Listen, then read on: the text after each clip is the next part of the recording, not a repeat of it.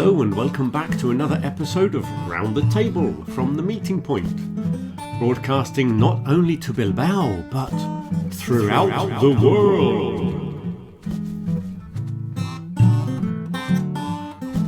Coming up in this program we have some quotes of the week, an interesting word, suffix of the week, an amazing fact, and some prepositions to use with the verb throw. But first, let's talk minimalism.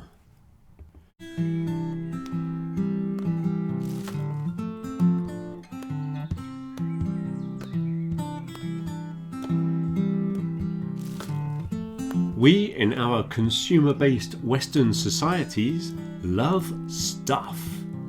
We have houses full of stuff, and yet we see the adverts on TV telling us that we don't have enough stuff, or the wrong type of stuff. So we need to go out and buy more stuff until our homes are stuffed with stuff.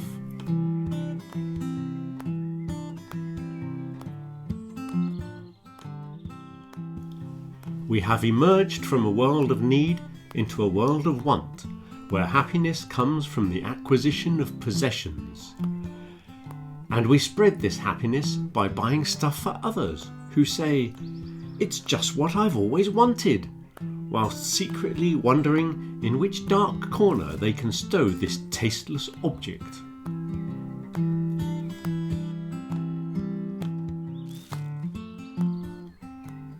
We have books that have sat gathering dust for so long that we have forgotten whether we have read them or not, and if we have, then we will surely want to read them again, and if we haven't, we wonder why not, and promise ourselves that we really should, one day, just as soon as we can find the time.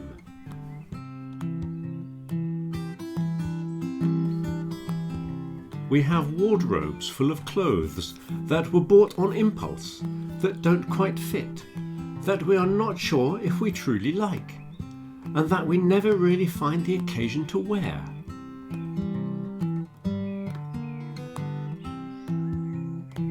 We have hoarded odds and ends stuffed into drawers that barely close.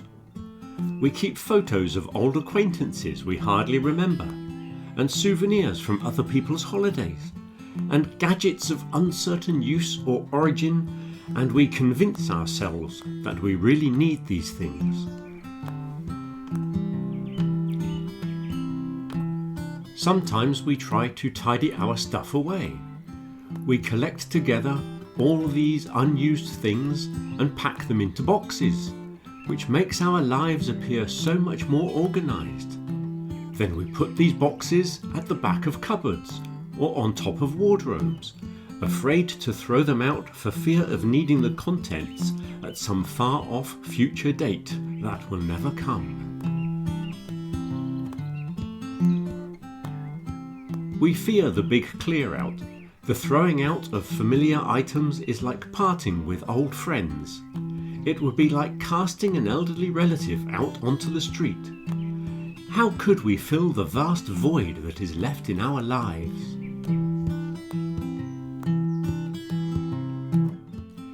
Yet, when we do eventually take the plunge and break off this years-long dependence and finally get rid of the clutter, we feel a sense of relief as the fresh air flows freely again around the shelves, and the refreshing breeze rejuvenates the musty cupboards.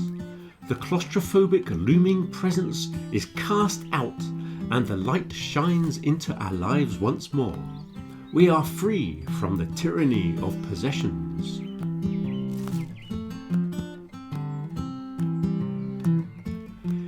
Then, one day, you see something you like. That would look nice on that empty shelf, you think. That would make my home look more homely. And so we begin again.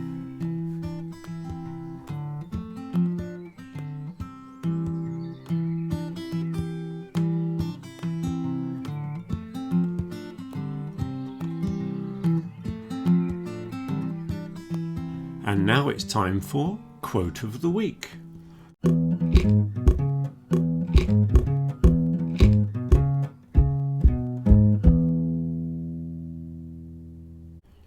Or should we call that quotes of the week? Because this week we've got several quotes for you to listen to. The first one, Friedrich Nietzsche. Possessions are usually diminished by possession. What's he trying to say here? I think what it means is that the actual ownership of something can be quite disappointing compared to the anticipation of having a possession. Sometimes the desire to want something is greater, and when you actually have it, it doesn't quite live up to expectations. At least that's how I understand the expression. The next one is a good one from Epictetus, who apparently was an Etruscan, somebody told me this week. Wealth consists not of having great possessions, but in having few wants. Now, I thought this might be Buddha or Confucius or somebody, but it's Epictetus. Yes, so often it's not what we have, it's how much we think we want that is the problem. Possessions don't really make you that happy, because quite often the satisfaction is quite short-lived. So sometimes it's better just to stop wanting things and find happiness with what you have. The next one is a good one, attributed here to Will Rogers, but I think I've heard it from other people. Too many people spend money they haven't earned to buy things they don't want, to impress people they don't like. I think that's very true. Another one here from Barbara Hemphill. Clutter is nothing more than postponed decisions. This is very true. I think there are many things you have in your possession that you know you don't want, that you will throw away or maybe give away at some time in the future, but you are just postponing that decision, so throw it away today. Your home is a living space, not a storage space. Well done, Francine J, for making that observation. And the last one is by William Morris, the man of the arts and craft movement. He famously said, "Have nothing in your house that you do not know to be useful or believe to be beautiful." So sometimes there are objects you have in your house that just give you aesthetic pleasure, or they have some nostalgic attachment. If you remember the conversation on nostalgia last week, we've discovered this week that often people have objects in their houses that have nostalgic value, sentimental value, that belonged to a grandmother or somebody like that. So things don't necessarily have to be useful. They can just be beautiful. If they give you pleasure, they're worth having. And now it's time for an interesting word.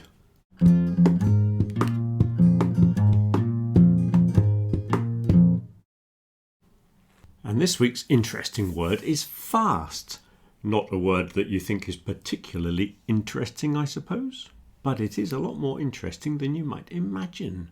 Fast, of course, means quick or rapid, as in, that's a fast car. But there's another fast. There's also fasting when you do not eat. You can fast for religious purposes.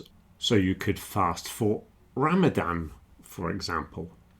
Or some people fast for dietary reasons.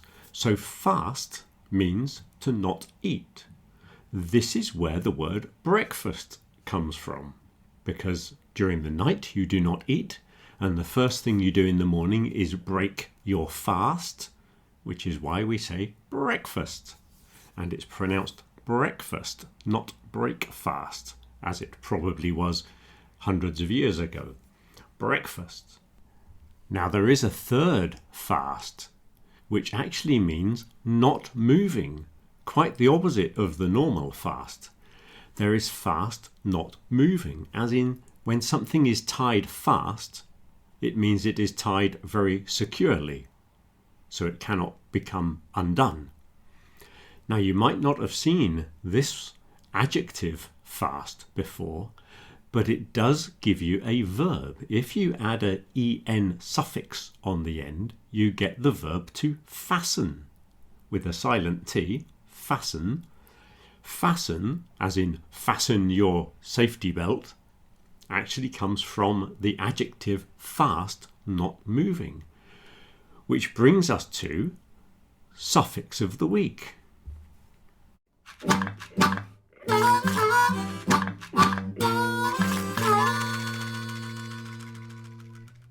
The suffix of the week is the en suffix, which usually turns an adjective into a verb. So, as we've seen with fasten, the verb fasten comes from the adjective fast. You can also do it with all of these words that I'll put on the screen now.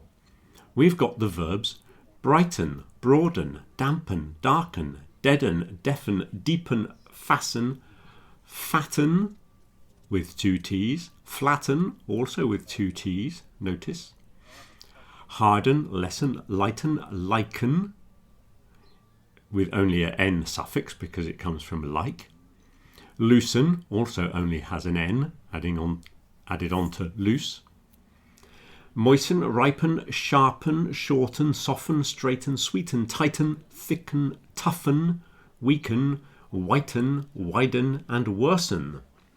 Those last 3 also only take the N because they don't need the EN because they already end in E. But you'll see all of these are adjectives with EN added on the end. So if you take an adjective like bright, to make something bright, you put EN on the end. You get brighten. Broad, meaning wide, to make something broader, you put the en suffix and the verb is to broaden. So let's go through a whole load of example sentences which I've written here to exemplify the use of these words. A change of decor might brighten the room. Travel broadens the mind. It's a very common phrase, that is. Travel broadens the mind. You need to dampen the soil before planting the seeds. Damp meaning a little bit wet. The sky darkened before the storm. The dentist gave me an injection to deaden the pain. Deaden, to make dead. Not in the sense of killing somebody, but in the sense of deaden the pain. The noise of the jet engine was deafening. Now this one starts with the adjective deaf. We've added the en suffix, deafen, meaning to make somebody deaf. And then we've made it into an adjective again by adding ing. So deafening is actually an adjective for something that deafens you or something that makes you deaf. The noise of the jet engine was deafening. So after the en suffix we can add other suffixes and extend it further, as we'll see shortly. Their friendship deepened as time went on.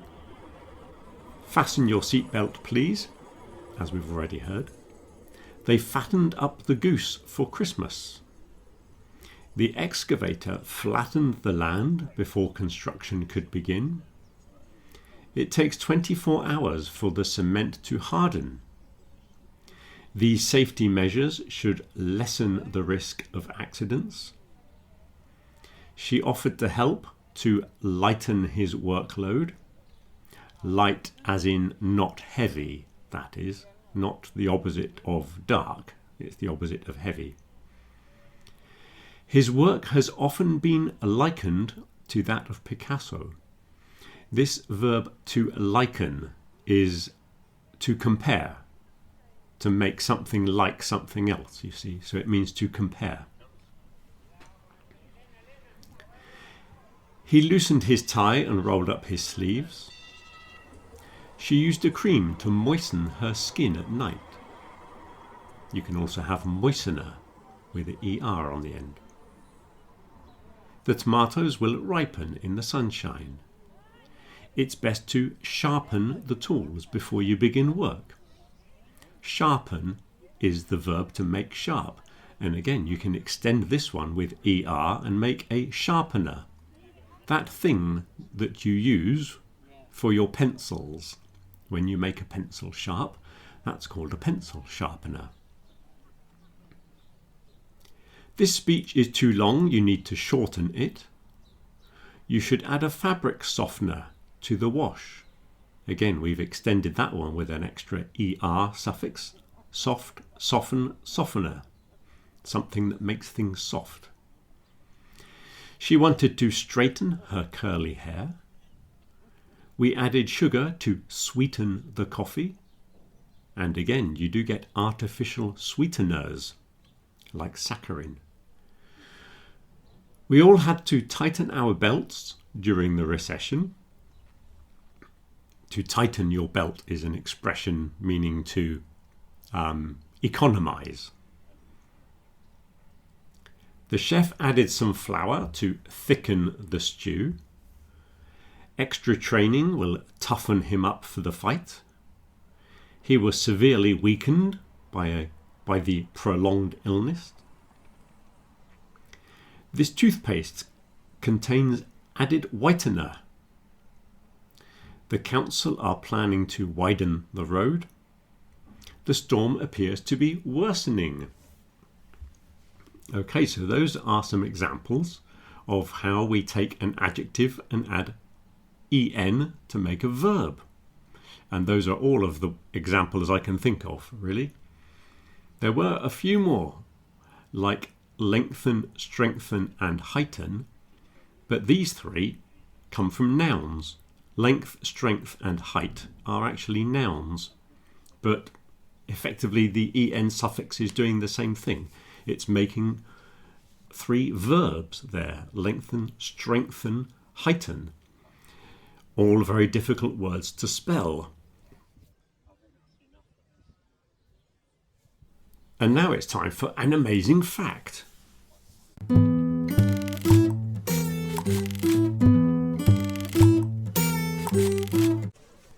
In English, we have this expression, a white elephant. Sometimes a white elephant can be a gift that somebody gives you that you really don't want, and you try to give that gift to another person, to pass it on to somebody else. That can be a white elephant. Sometimes at a fundraising thing, like at a school fair or for fundraising for the church, they might have a white elephant stall, which is like full of second-hand things that people have brought to sell because they got them from somewhere and they don't want them. It's also used for things that are very expensive to maintain, that don't really bring the benefits that you thought they were going to bring. In the news recently in Britain, there was a high-speed rail link linking the north of England to London, which was incredibly expensive to build, and it was a big disappointment, and they described it as a white elephant because it used up so much money and didn't really bring the benefits.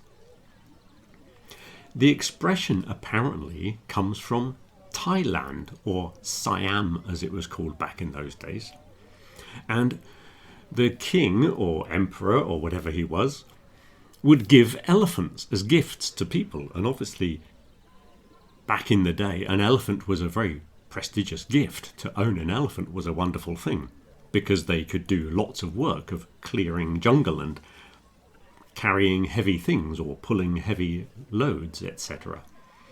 But the white elephant, the albino elephant, was considered a sacred thing. So if the king gave somebody a white elephant, it was actually a way of making someone go bankrupt by giving them a gift, because they had this elephant and it was incredibly expensive to keep, but you couldn't make it work. So that is where our expression, a white elephant, comes from. An unwanted gift, or something that is incredibly expensive but very impractical, or it just doesn't bring the benefits it's supposed to bring. And now, a quick phrasal verb or two.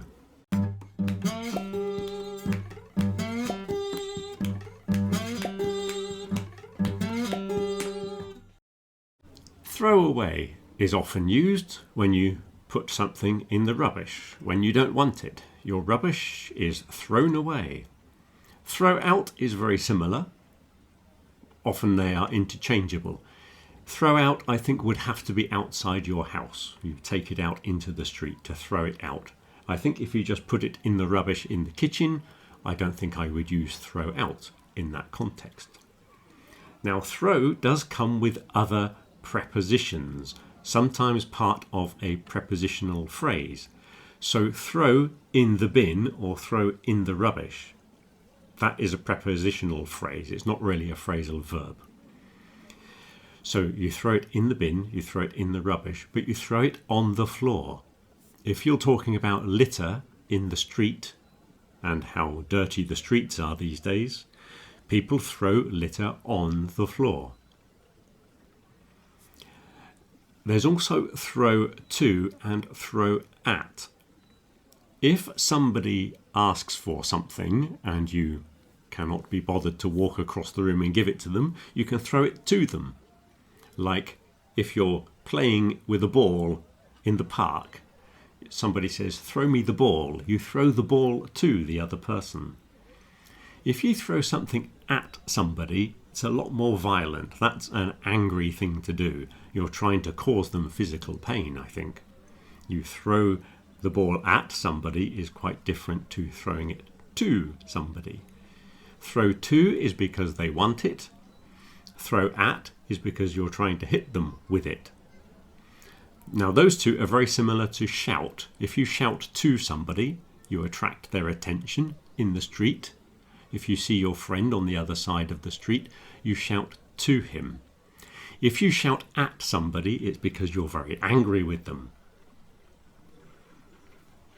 There's also throw up, and that means vomit, for those that want to know. Throw up means vomit. If you want to use a prepositional phrase, you can throw up in the bin if you want to. Now, before we go, I have to show you an interesting object.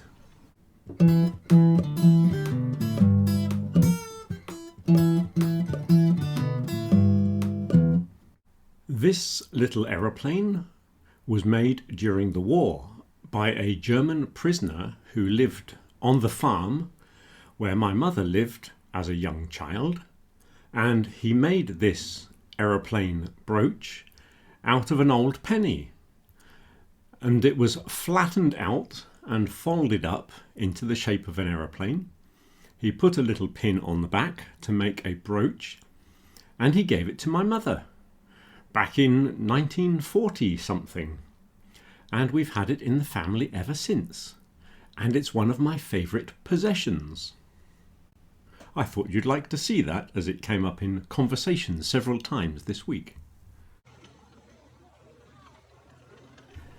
Well, that's about all we've got time for again for this week. I hope you enjoyed this programme. A lot of people have had trouble finding it out there on YouTube land, but I guess if you got this far, you must have been able to find it.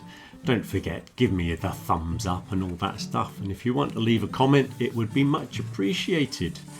So I hope to see you at the meeting point this week for the start of a brand new trimester with a brand new amazing book.